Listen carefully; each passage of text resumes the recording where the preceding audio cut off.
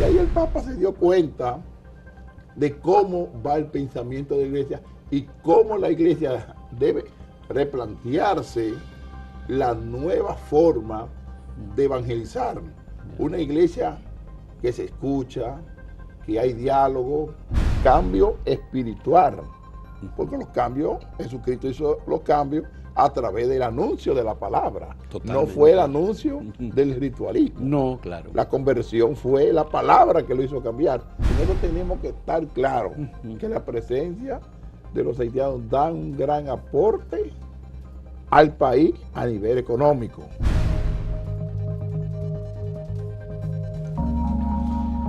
Innegable, indiscutible la relevancia e importancia que tiene la Iglesia Católica en República Dominicana y que ha tenido para los procesos sociales, los procesos de concienciación, los procesos políticos también.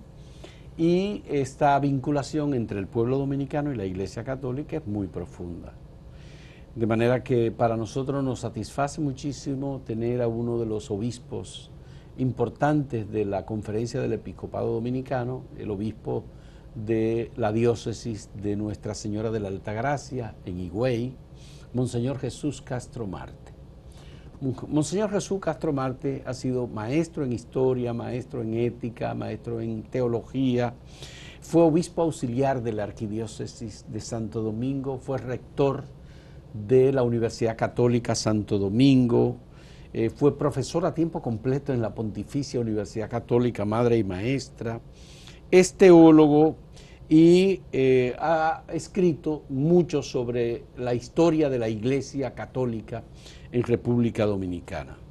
Es uno de los miembros destacados de la Conferencia del Episcopado Dominicano y además es una de las personas que ha llenado un vacío importante luego de la salida del arzobispo y cardenal Monseñor Nicolás de Jesús López Rodríguez al frente de la Arquidiócesis de Santo Domingo, en la presencia en los medios abordando algunos temas de carácter político o social que de algún modo reflejan un parecer de la Iglesia Católica. Monseñor, muchas gracias por aceptar conversar con nosotros. A mí me interesa muchísimo comenzar este diálogo porque usted me diga, bueno, el tema de la sinodalidad y un poco lo que Francisco ha planteado y la discusión a lo interno de la Iglesia sobre los cambios que requieren estos nuevos tiempos y que el Papa ha abordado en varias encíclicas, ¿cómo la Iglesia Dominicana ha ido asumiendo esos desafíos y enfrentándose, produciendo algunas modificaciones, algunas estructuras nuevas, etcétera?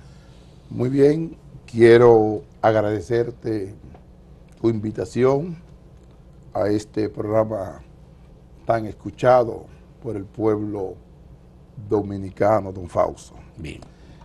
Sobre la pregunta que el Papa ha hecho un llamado a una iglesia sinodal, él desde el principio de su pontificado hablaba de una iglesia en salida, de una iglesia de la periferia existencial, generalmente de una iglesia más cercana al pueblo. Así es. Que yo le llamo la teología del pueblo.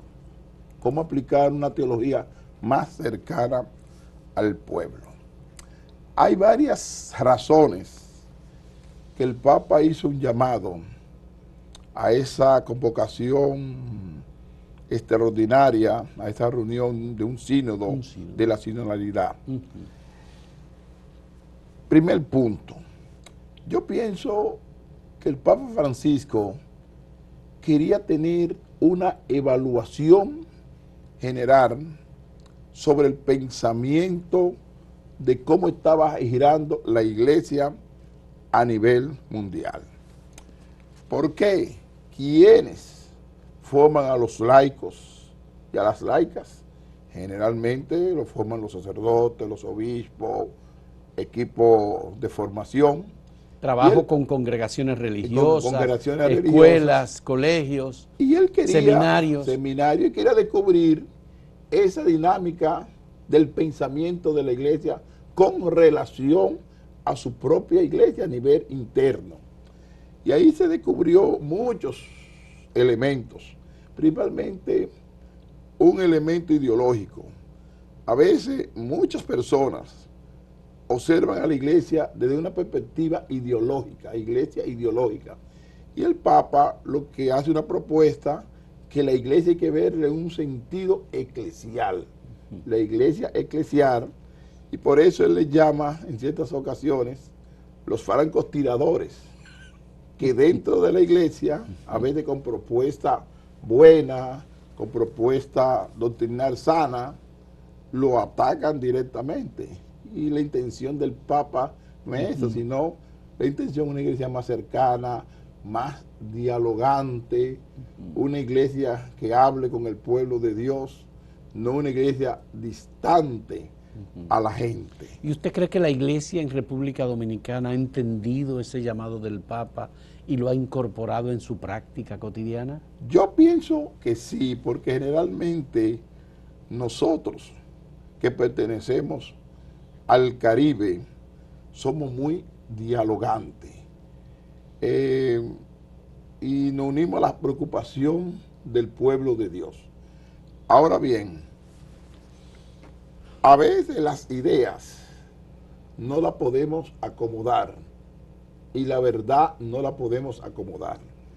Te estoy hablando, por ejemplo, de la Iglesia Europea, que tiene ya más de 2000 años de la creación del tiempo de Jesucristo hasta la época contemporánea. Ellos han caminado mucho. Y quizás sus evaluaciones fueron muy tajantes y muy claras, porque la vivencia de allá en temas muy de conflicto fueron muy claras frente al Papa.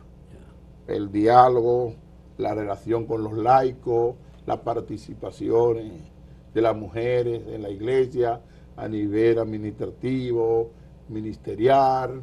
Fue un diálogo y ahí el Papa se dio cuenta de cómo va el pensamiento de la iglesia y cómo la iglesia debe replantearse la nueva forma de evangelizar. Una iglesia que se escucha, que hay diálogo, escuchar al pueblo de Dios. Una iglesia profética, una iglesia profética. Ahora, ¿cuándo fue la última visita ad limina de los obispos dominicanos con el Papa? Hace aproximadamente 10 años. ¿Y no se supone que es cada 5 años? Cada 5 años. El problema es su enfermedad. Ha estado un poquito limitado. Ha crecido en el mundo muchas diócesis. Sí. Y el asunto ha ido lento. Ya. ¿Y cuándo está planificada la próxima visita ad limina entre los obispos y el Papa? Posiblemente entre 2 o 3 años, posiblemente se realice esa visita. Ya. ¿Ustedes tienen una idea del punto de vista del Vaticano, del Papa y su equipo sobre el crecimiento, la postura y la atención que pone la Iglesia Dominicana a los desafíos de los nuevos tiempos? Sí. Mira, el Papa está claro a nivel universal de cada iglesia particular de cada diócesis. Si al Papa le preguntan sobre la diócesis Nuestra Señora de la Altagracia, él está claro sobre la realidad social, realidad política, los conflictos, las relaciones entre la iglesia de República Dominicana, la iglesia de Haití, del hermano país de Haití. Y el Papa está bien informado y bien actualizado de la iglesia dominicana. Ya. Es decir, que en eso él es atento. Ya. La conferencia del episcopado dominicano, ¿cómo, digamos, observa lo que pasa en torno al Papa y las posiciones que ha ido adoptando el Papa, tanto a través de las encíclicas como las posturas públicas que él expresa cuando concede entrevistas, habla? Sí, mira, nosotros a nivel de la conferencia del episcopado dominicano, en los documentos oficiales que ha tirado el Papa, encíclicas sociales sobre el medio ambiente, la última encíclica teológica sobre el Sagrado Corazón de Jesús, la hemos estudiado a profundidad a nivel de las diócesis, a nivel de círculo de estudio, es decir, que la hemos aprovechado principalmente sobre la realidad del medio ambiente, la destrucción de la naturaleza, que él habló claro y preciso que hay que cuidar la casa común, la casa de todo, que es la naturaleza. Yo creo que la iglesia dominicana está muy entusiasmada con el cuidado de la naturaleza. Y tú has observado que hay una gran conciencia social en el aspecto del medio ambiente a nivel de la iglesia. Bien, son tiempos de muchos desafíos. Sí. Y me parece que la iglesia ha guardado silencio, poco es lo que dice la iglesia, salvo algunos momentos en que se emiten documentos a través de la Conferencia del Episcopado Dominicano. Por ejemplo, recientemente la Conferencia del Episcopado emitió una nota sobre un conflicto que hay en una comunidad aquí en Cotuí, en relación con la minera Barrigol y actos de violencia que han ocurrido. Pero normalmente documentos como sustanciales uno los encuentra nada más que en el mes de enero con motivo de la carta pastoral que emiten los obispos con motivo del Día de Nuestra Señora de la Altagracia. Y en febrero. Y en febrero también. Sí. Explíqueme la postura de la iglesia, porque uno siente como que habla menos, mucho menos que antes. Mira, los líderes estaban muy marcados, porque yo voy a hablar con claridad. Por ejemplo, el cardenal López Rodríguez, Monseñor Agripino, que eran personas, Mamerto Rivas, Fabio Mamerto Rivas, sí. Adame, Roque Adames Rodríguez, Polanco Brito, Hugo Eduardo Polanco, sí. Se mantenían totalmente en los espacios de opiniones. Pero la iglesia ha fortalecido dos realidades. Lo primero, la iglesia colegial, fortalecer más la unificación y la unidad del episcopado dominicano. Bien. Mantener una línea de pensamiento en el episcopado dominicano, no mantenernos un poquito aislados, que es una fortaleza para la iglesia dominicana, el concepto colegial. Pero también es necesario que cada obispo, que ahí también nos hemos fortalecido, que cada obispo a nivel regional da muchas opiniones que no llegan al centro de la capital. Es decir, si tú vas, por ejemplo, a La Vega, tú vas a Santiago, a San Francisco, Higüey, aquí mismo en la capital, los obispos dan opiniones, pero nos hemos fortalecido a nivel regional, a nivel de la diócesis. ¿Por qué? Porque ya el modelo de liderazgo ha ido cambiando. Te voy a poner varios ejemplos. De acuerdo. Generalmente los problemas de aquí eran problemas electorales. Y Monseñor Agripino, junto con su equipo, con la Universidad Pontificia, era el medio del diálogo para resolver problemas electorales, reforma y otros problemas sociales que se presentaban en la República Dominicana. Pero a nivel ya de estructuras legales, han creado ya tribunales electorales, han creado diálogo el gobierno con sectores populares. Es decir, que ha ido cambiando el sistema de resolver los problemas vertebrales que suceden en la República Monseñor Dominicana. Agripino Núñez Collado contribuyó con la creación del Consejo Económico y Social, CES, que está en la Constitución de la República y es un centro de concertación. Exactamente. De parte del Estado Dominicano. Esa es una herencia que tenemos, herencia un legado de Agripino Núñez Collado. Que existe todavía. Sí. Es decir, lo dirige Rafael Toribio en este momento. Que lo es a un hombre muy preparado, muy intelectual. Ese es fruto de eso. Entonces, generalmente los laicos y laicas han tenido una participación muy activa. Por ejemplo, participación ciudadana. Ha sido determinante en las decisiones de este país. Su participación y en los cambios sociales. Que eso generalmente... Sobre todo en el ámbito político y electoral. Político, inclusive hasta económico. Y eso ha sido un espacio que los laicos tomen su puesto de liderazgo.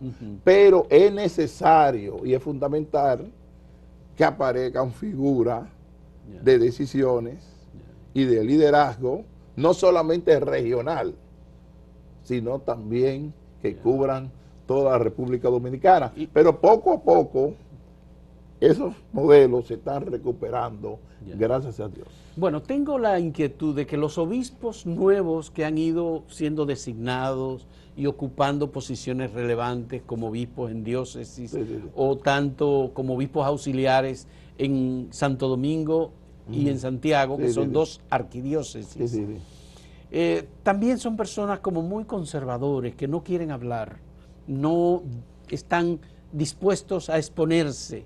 Y siento que algunas personas, por ejemplo, con posibilidad, como fue el vicario general de la Arquidiócesis de Santo Domingo, el padre José Abraham Apolinario, que tiene muchos conocimientos, igualmente ha querido como retirarse de la función administrativa. ¿Qué es lo que pasa? No, mira, La vocería, el liderazgo, no es solamente institucional por la conferencia del episcopado, es también personal por parte de obispos. Sí, mira, a veces uno es resistente a los cambios.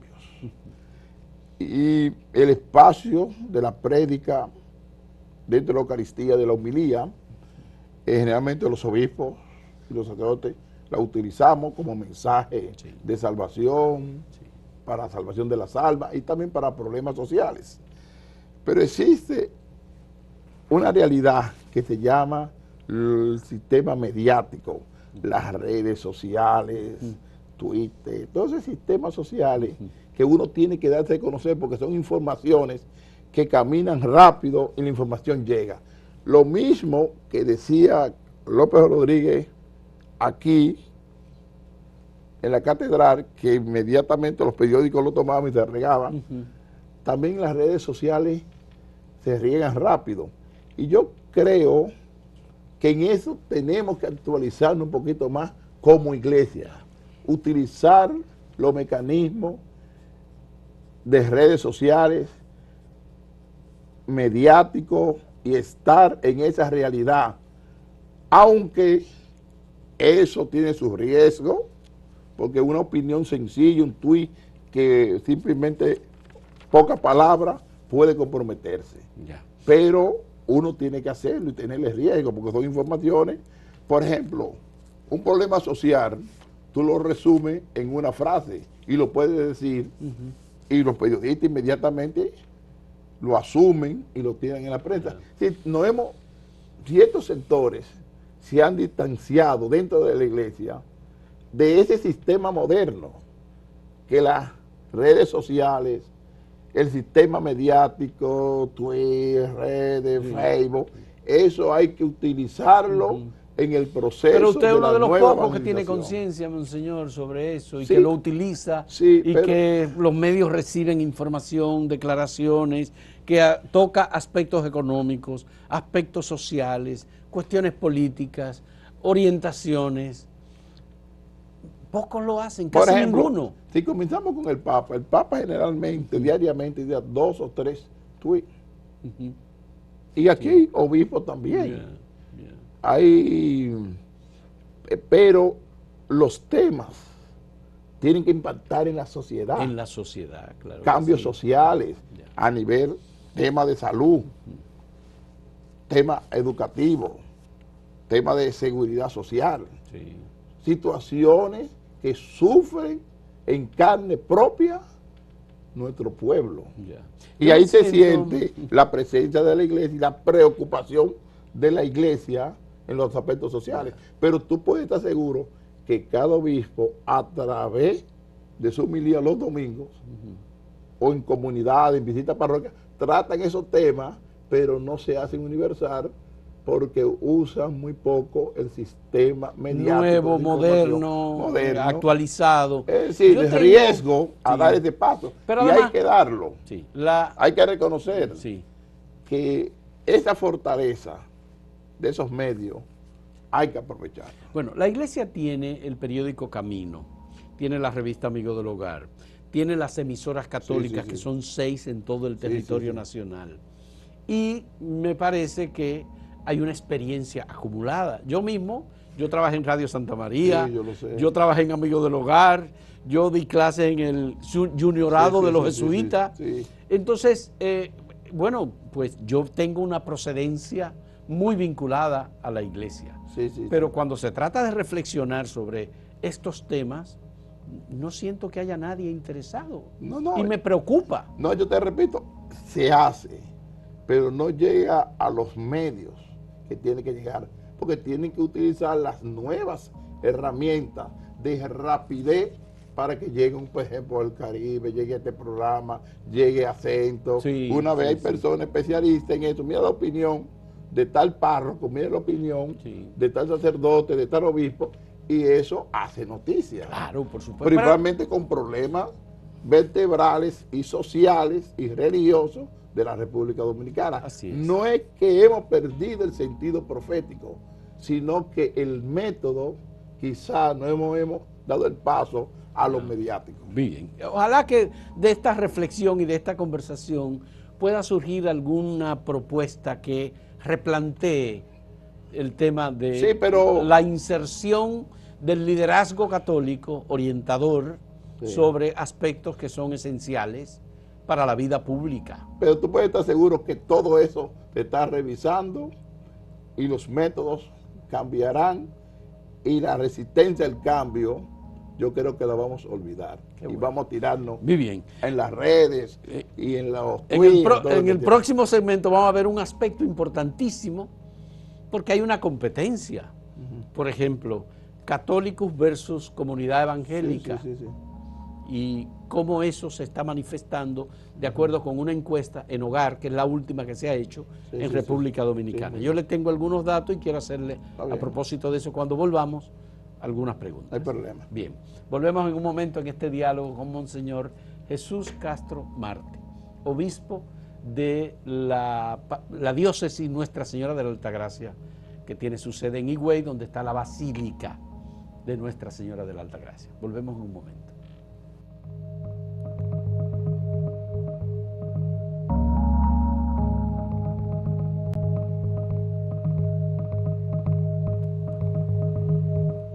Monseñor Jesús Castro Marte, la última encuesta nacional de hogares de República Dominicana ha determinado que en la diócesis y en la provincia de Nuestra Señora de la Altagracia, en Higüey, el 32% de los jefes de hogar se declaran evangélicos y que allí también el 32% de los jefes de hogar se declaran católicos. Es decir, que hay una paridad entre los que son evangélicos, jefes de hogar y jefas de hogar, y los que son católicos.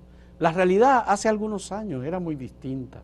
Era 80-20, 70-30, y poco a poco, ya en el caso de su diócesis, están iguales, 32-32. ¿Cómo usted interpreta estos datos? Fíjense bien, la encuesta son encuestas y uno domina su encuesta también. Yo pienso que esa información no es clara, porque la que yo recibí, y lo hizo una compañía muy seria, un grupo empresarial muy serio, era que la iglesia estaba muy elevada, inclusive católica, entre los líderes religiosos, y con toda humildad, el que tenía más influencia religiosa y social era el obispo de Higüey. En Higüey hemos creado varias parroquias, aproximadamente más de 20 parroquias, y habían 12 parroquias, y pienso que solamente en el poblado de Higüey, y viven constantemente llenas, 3 Eucaristías los domingos. Yo sé que Higüey se ha caracterizado por un gran crecimiento de esa macro iglesia, que son iglesias grandes, y van gente normal, porque cada cual con su libertad, libertad de culto, pero eso no va con la realidad. Y te lo digo con toda franqueza, que esa encuesta no es verdad. A mí me llamó mucho la No es atención verdad. el dato, porque no es en el público en general, es en las personas que son jefas de hogar en cada una de las casas encuestadas. Y esta es una encuesta nacional de hogares. Ahora, en el caso de La Romana, mire cómo es el dato, Sí. el 45% de los que se declaran, de los jefes de hogar, se declaran como pertenecientes a iglesias evangélicas.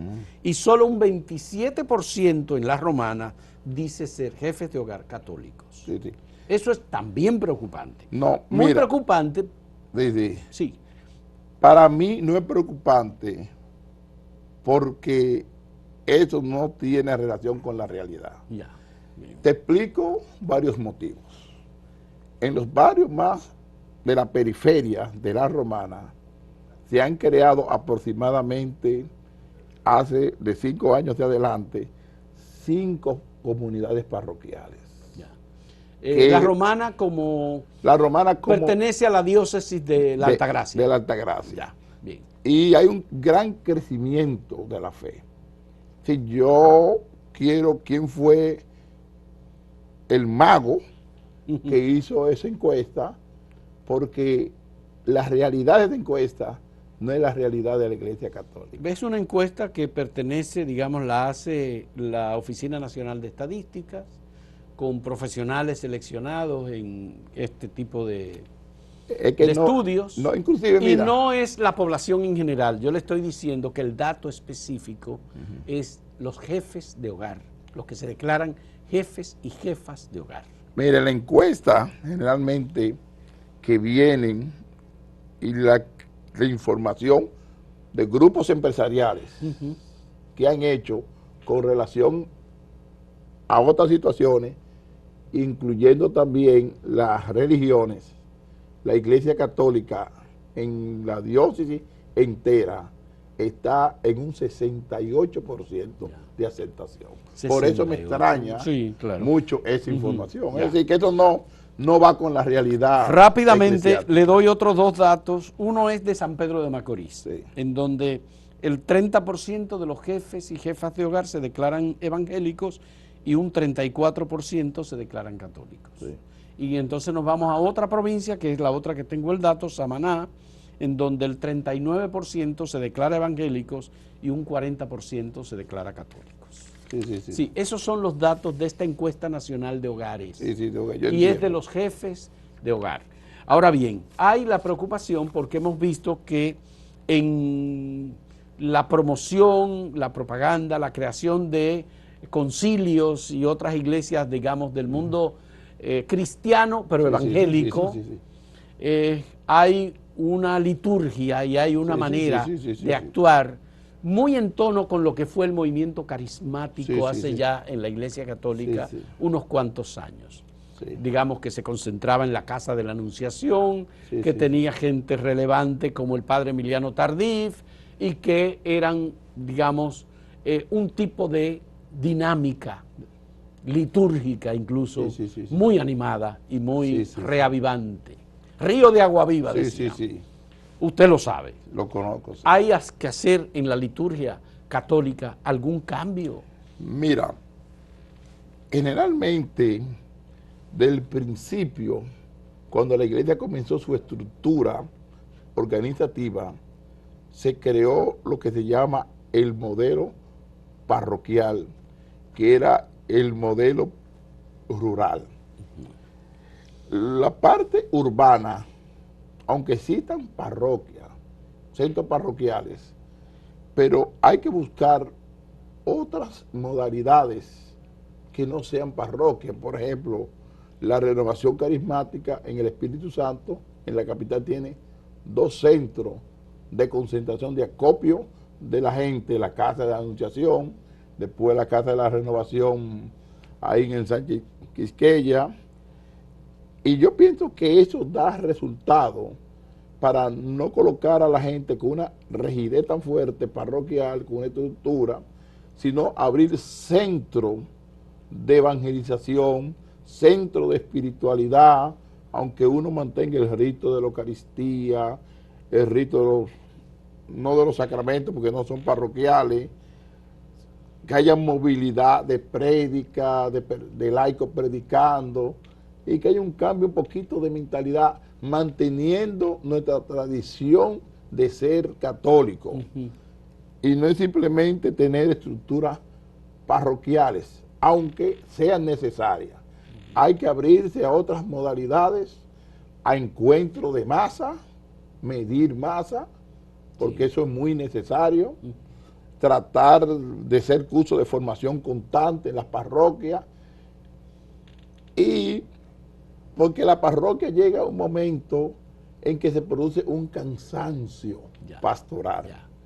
Y ese cansancio pastoral es que se hace algo rutinario. Pero cada determinado tiempo hay una renovación pastoral, hay, hay un proceso que se da de discusión interparroquial y nacional. Sí, exacto. No, las parroquias se van renovando, van buscando modalidades, pero también los modelos de parroquia es un modelo, pero hay otros modelos que se pueden desarrollar principalmente en la parte urbana, porque la capital son torres. Constantemente que hay pero buscar, la gente tiene que congregarse y necesita congregarse. Pero hay que buscar el modelo atractivo de cómo congregar a la gente. Una cosa es los que se van a la comunidad evangélica porque sienten que hay más calor, que hay más ánimo y que hay que como más vida en relación con la presencia del Espíritu, la presencia de Dios. Esa es una cosa. Y la otra es la gente que se desentiende, que se retira y que deja de creer. Dejan de creer, entonces, que son los más los indiferentes. Es sí lo que dice, bueno, indiferente. Que no creen ni en no Dios, voy a dedicar mi tiempo, no va a... Que es la mayoría. Ahí eso está. Entonces, ¿cómo está la iglesia respondiendo a ese alejamiento de ciudadanos que dicen, óyeme, yo necesito atender mis cosas, no puedo dedicar tiempo a la iglesia? Por ejemplo, yo te voy a poner varios ejemplos. El primer ejemplo, el movimiento de Emaús.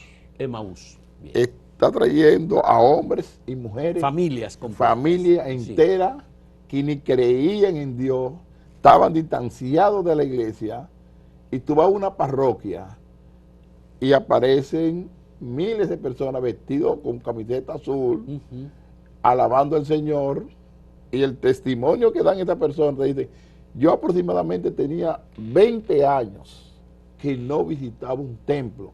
Por eso te estoy hablando de esas nuevas modalidades de evangelizar, de buscar método que llegue a la gente, respetando siempre toda la estructura ritual de la Eucaristía, de los sacramentos, pero la evangelización tiene que llegar más al pueblo de Dios, buscando métodos efectivos para producir cambio espiritual. Porque los cambios, Jesucristo hizo los cambios a través del anuncio de la palabra. Totalmente. No fue el anuncio del ritualismo. No, claro. La conversión fue la palabra que lo hizo cambiar. Entonces, nosotros tenemos que utilizar más la palabra, más la evangelización, meternos en la periferia, en los lugares de multitud, en los supermercados, en las grandes tiendas, y abrirnos un poquito más. Es decir, a la evangelización. Abrirse un poco más a la evangelización. A la evangelización, no es simplemente quedarnos en las estructuras parroquiales. ¿Cuántas personas va a una tienda esa grande?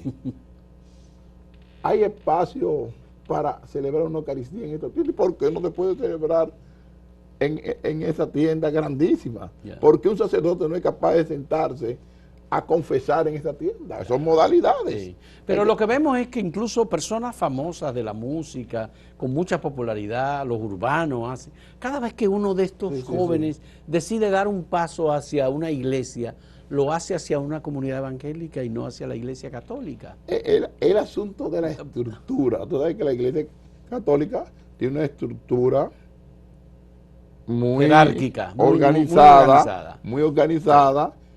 Y el rito de la Eucaristía, de los sacramentos, conlleva que ellos no se adaptan a ese modelo. Entonces, pero la iglesia, pero el ayornamiento implica adaptarse. La iglesia... Y ese fue un resultado del Concilio Vaticano II. La iglesia, en eso se cuestiona, y por eso que el Papa Francisco quiere que los templos sean un medio pero no sean solamente los templos, sino salir a la periferia existencial, salir a los lugares donde está el pueblo de Dios, que son la mayoría, porque en el templo lo que va un 3 o un 4%. Así es. Pero hay un 90 y 100% que no van. Que no va. Sí. Vamos a evangelizar, vamos a hacer asamblea, vamos a hacer prédica. Sí. Y además hay que fortalecer, digamos, la capacidad de respuesta de la iglesia. Sí, sí, sí. Ahora, por ejemplo, han surgido, a propósito de Emaús, unos cuestionamientos al fundador del movimiento Emaús. Sí, sí, sí, sí. Y hay serios cuestionamientos y están saliendo datos sobre temas que son altamente delicados y comprometidos, y entonces, bueno, a uno le preocupa de todo modo. Lo digo, son de cuestiones, desviaciones, etcétera, de carácter individual, personal, que nadie puede atribuir a la conducta institucional. Esa es la parte humana, sus intereses, pero eso se va codificando y se va mejorando. Ya. Poco a poco. ¿Cómo van las vocaciones? Usted, que ha sido un hombre muy cercano al seminario, que ha estado en una universidad en donde también conoce la recepción del tema de las vocaciones, ¿qué ha pasado? Mire, vamos a hablar a nivel de las regiones en el mundo. Si tú te ubicas en la India, las vocaciones han crecido grandemente. Es decir, que ellos tienen sacerdotes ya por el mundo entero. Pero la India tiene muchas iglesias y tiene muchos dioses. Entonces, es decir, hay de todo. Sí, pero la los católicos son minoritarios en la India. Sí, pero tienen muchas vocaciones. Bien. Okay. Asia, muchas vocaciones. África, muchas vocaciones. ¿Dónde se ha reducido?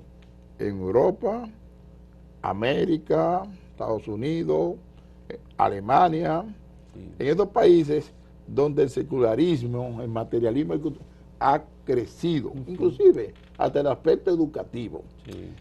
Hay algunos lugares donde iglesias históricas importantes se han ido cerrando. Pero la estadística del anuario pontificio está indicando que la iglesia europea en América Latina está creciendo a nivel de las vocaciones sacerdotales. Yo te pongo un ejemplo.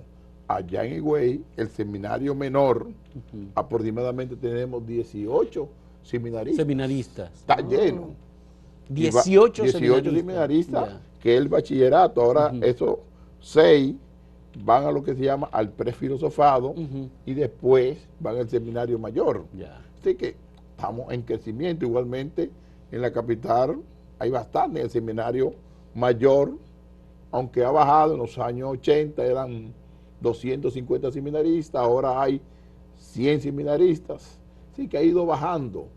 Es por la realidad también del consumo, el materialismo, todas esas corrientes nuevas, relativismo de la vida. Todo tiene influencia en la juventud. Pero ahí está el papel de la iglesia, buscar mecanismos de cómo llegar a esos jóvenes. Porque la India tiene, África tiene, Europa, España. Hace unos años recuerdo el encuentro del Papa Francisco con la juventud en Río de Janeiro, en todo el mundo, una reunión mundial de jóvenes católicos, y fue verdaderamente impresionante. Los jóvenes, cuando hay encuentro mundial, miles de los jóvenes van a esos encuentros, pero hacer una opción radical y dejar todo por el evangelio, ese paso es que nosotros tenemos que fortalecer en la iglesia. Tratar que cada sacerdote den testimonio, porque el testimonio de vida, la entrega a los jóvenes le marca. Por ejemplo, un sacerdote, José Luis Say, que tú lo conoces. Sí, claro. Te marcó tu vida. Me marcó mi vida, definitivamente. Darío Tavera. Darío Tavera, el padre de los misioneros del Sagrado Corazón. Que han marcado, Vinicio Disla. Marcado la vida de muchos jóvenes y a través de su testimonio, y Dios que lo ha llamado. Alberto Villaverde, el padre Jorge Cela, hay tantas personas. Ton Lluveres. Tantas personas. El testimonio de vida. El testimonio Santiago Irujo. Santiago Irujo, desde Sabana Perdida, con su estilo, surgieron más de 5 vocaciones de ahí. Para que tú veas. De la iglesia de Nuestra Señora de América Latina. No era por su forma de ser, su cercanía, incluso hasta su doctrina. Porque él mismo era un ejemplo de vida, él como ser humano. Eso es, claro, ejemplo de vida. Ejemplo de vida. Si aquí los sacerdotes, los obispos, en forma general, ofrecemos un testimonio íntegro y ofrecemos testimonio de vida a la juventud, estoy seguro que este país se llena de vocaciones sacerdotales. Ya, qué bien. No es que estoy cuestionando que no lo haya. No, muy bien, de acuerdo. Pero tenemos que ser más agresivos. Hay una labor también que realizan instituciones, digamos, paralelas, como, o no paralelas, congregaciones religiosas, por ejemplo, que se reúnen en la Cóndor, la Conferencia Dominicana de Religiosos, distinta de los diocesanos, que son, digamos, generalmente los que dirigen las diócesis.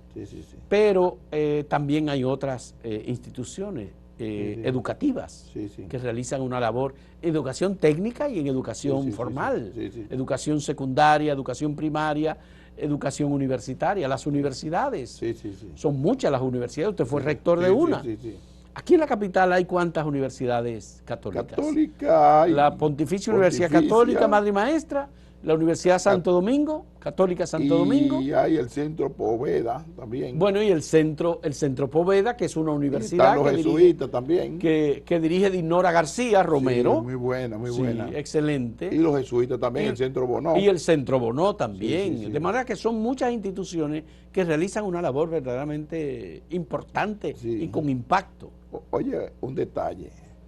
Los centros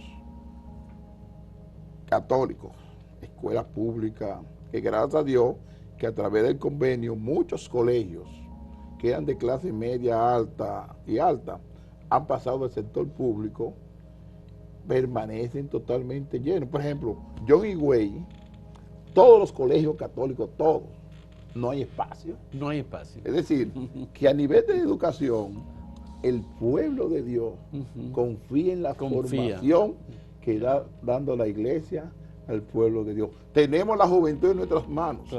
Desde las 7:30 de la mañana hasta las 3 de la tarde, vamos a aprovechar ese espacio. Y yo creo que aprovechándolo bien, de ahí pueden surgir vocaciones y laicos y laicas, comprometidos no solamente con la parte de piedad, de espiritualidad, que es fundamental, pero también con la parte social. Compromiso con el pueblo, con la gente. Muy bien, qué bueno. Vamos a hacer una última pausa en este diálogo con el señor Jesús Castro Marte y vamos a hablar cuando retornemos sobre el otro tema, que es el compromiso social y político que ha asumido la Iglesia con cuestiones vinculadas con justicia, medio ambiente, reducción de pobreza, educación, etcétera, que es además la inserción y preocupación por el tema de la democracia. ¿Verdad? Volvemos en un momento.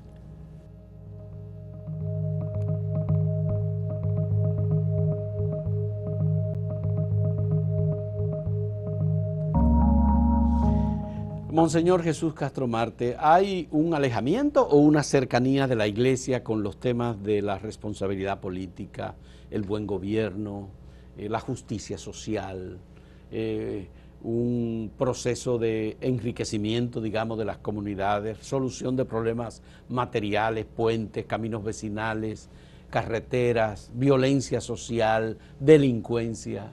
Explíqueme. Mira, yo voy a partir de la diócesis de Nuestra Señora de la Alta Gracia. Durante el tiempo que yo estoy ahí, aproximadamente hace 4 años, en Higüey, en La Romana y en El Ceibo, no se ha producido huelga ni del transporte público, ni de la comunidad, ni comercial. Bueno, la ADP ha hecho su cosa. Pero eso es nacional. Eso es nacional. Esto te da un indicador que la presencia de los párrocos, del propio obispo local, que es un servidor, hemos tenido un papel importante vinculado socialmente con la comunidad. No simplemente para tranquilizar a la gente, sino buscarle soluciones. Por ejemplo, el padre Miguel Ángel, que está haciendo un excelente trabajo con los campesinos de El Ceibo, buscándole soluciones, constantemente estamos vinculados con el gobierno para buscar unas soluciones legal, en el marco legal, a los campesinos que no tienen donde cultivar la tierra. Es un trabajo muy noble que él está haciendo en esa zona. Y nosotros lo motivamos que siga hacia adelante. Le dan apoyo. Pero dentro del marco legal, no en desorden, nada de eso. Claro. A nivel, por ejemplo, de Higüey, no se ha producido un paro general. Eso es un indicador que estamos en vinculación directa con el gobierno y los ministerios. Por ejemplo, en estos días, Higüey duró 15 días sin agua. Me reúno con la Junta de Vecinos, con todos los presidentes de la Junta de Vecinos. Mira, vamos a tirarlo a la calle. Digo, no. Vamos a buscar una solución. Ahí mismo llamo a Wellington, mira, va de la situación. Tenemos aquí la Junta de Vecinos. Ya. Y yo, INAPA, sí. Escribí un tuit muy sencillo y salió en todos los periódicos. Sí. Y al otro día, todos los barrios de Higüey Ya tenían agua.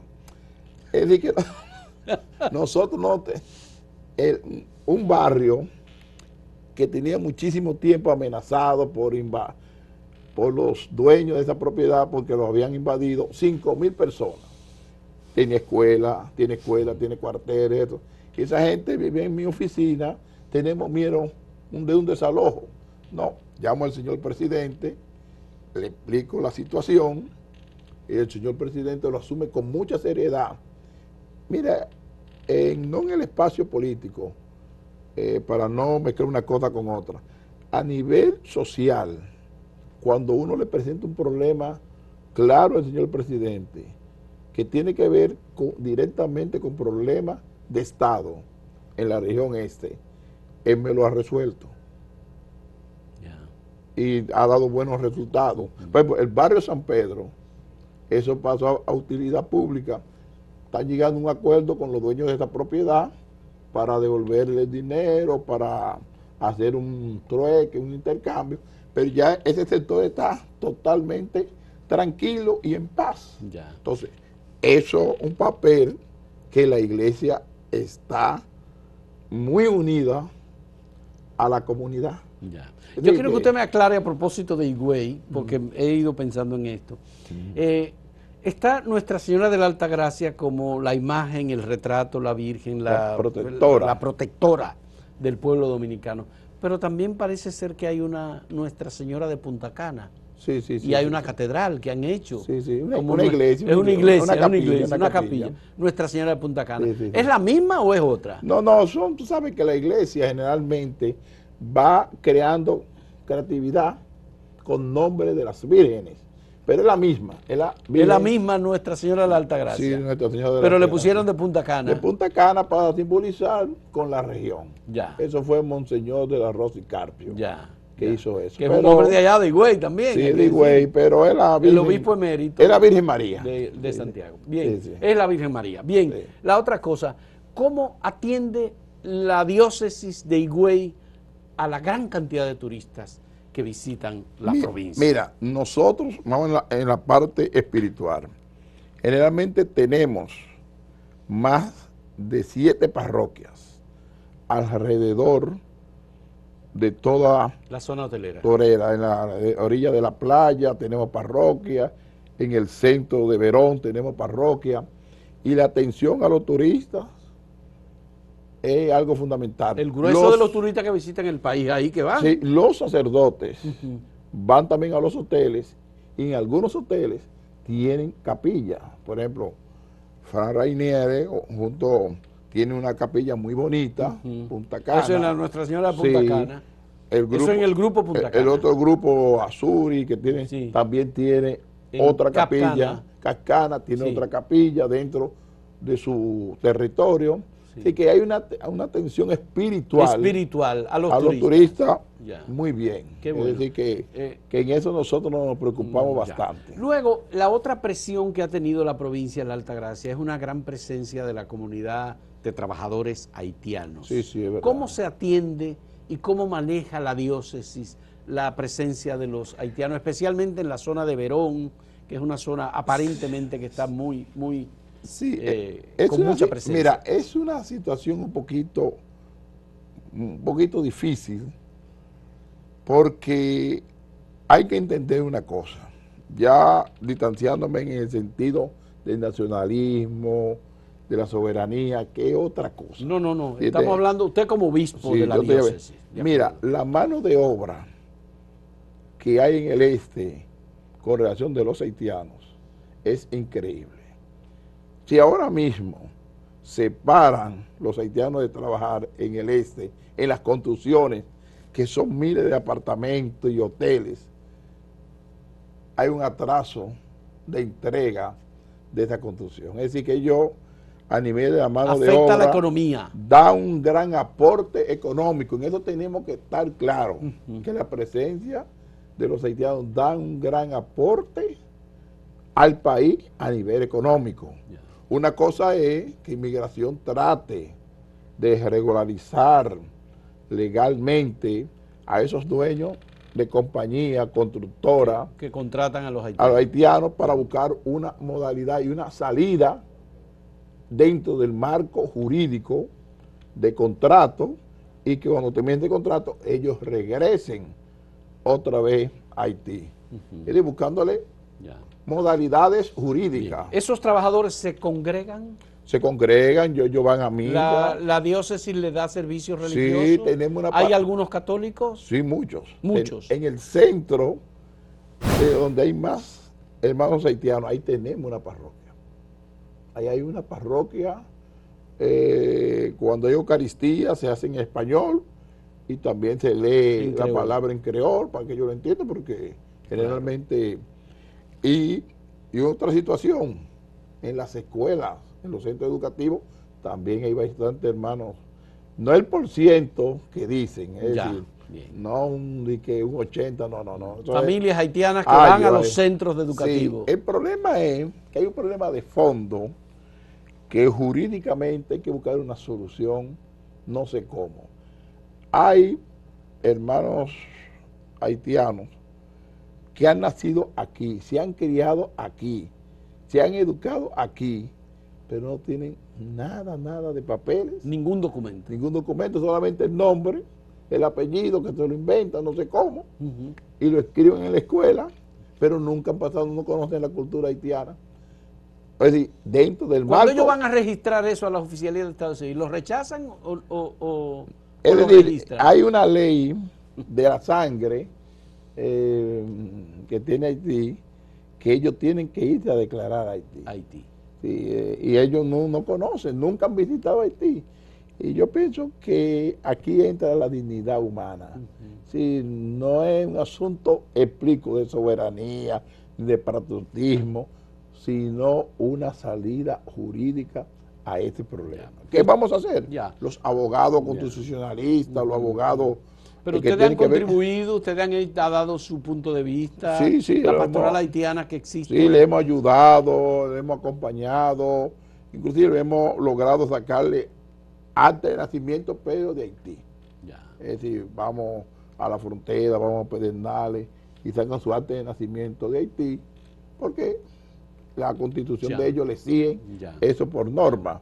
Y le ayudamos grandemente, le ayudamos y le acompañamos. ¿Y cómo interpreta la Iglesia, usted como obispo, el desarrollo democrático de República Dominicana, tomando en cuenta que, bueno, aquí ha habido elecciones, hay un proceso, hay dificultades, por supuesto? El gobierno dominicano es un gobierno muy abierto y colabora con la Iglesia colabora con el gobierno. ¿Ustedes cómo ven esa dinámica política? Mira, la República Dominicana, a nivel del proceso democrático, no podemos negar, ha crecido grandemente a nivel del proceso democrático. Ejemplo, las últimas elecciones no pasaron ninguna dificultad, ganó el que tenía que ganar, todo en regla, habían casos aislados, discusiones aisladas, pero hemos crecido a nivel democrático. Qué bueno. Lo preocupante son el liderazgo que hay. Y hoy, a través de este medio, ojalá que me escuchen, a través de este medio, el presidente de la República Dominicana, Luis Abinader, es un gran líder. Y él es el equilibrio en esta época, junto con otros líderes, el equilibrio democrático de la República Dominicana. Es decir, de ahora en adelante, él tiene que jugar un papel muy fino y un papel comprometedor con la democracia de la República Dominicana, porque él es un líder que tiene fortaleza, que puede aportar mucho para el equilibrio de la democracia en la República Dominicana, y lo está haciendo, gracias a Dios.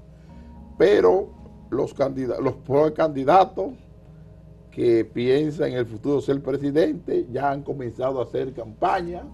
Lo único que yo le pido es que se distancien un poquito de la estructura del gobierno, de ser funcionario, y traten de colocar a otra gente para que le dediquen tiempo, porque en el 26 ya comienza lo que se llama la primaria en los partidos políticos, que tienen que elegir los candidatos, presidente de partido, vicepresidente, secretario general, y ahí el papel de él no lo debe negociar. No.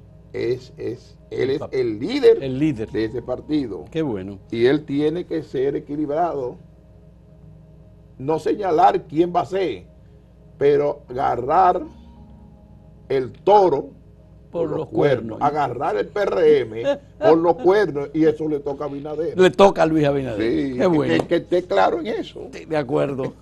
Muchas gracias a Monseñor Jesús Castro Marte, obispo de la diócesis de Nuestra Señora de la Altagracia en Higüey, un académico que fue rector de la Universidad Católica Santo Domingo, que fue obispo auxiliar de la Arquidiócesis de Santo Domingo, profesor a tiempo completo en la Pontificia Universidad Católica Madre y Maestra, profesor de Historia de la Iglesia, profesor de Ética, un hombre de la Iglesia. Le agradezco muchísimo, Monseñor, su presencia, su diálogo con nosotros y todas las respuestas que nos ha ofrecido.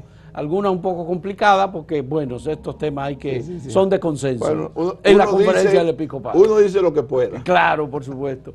Muchas gracias, Monseñor, y muchas gracias a ustedes por acompañarnos en este diálogo. Hasta luego.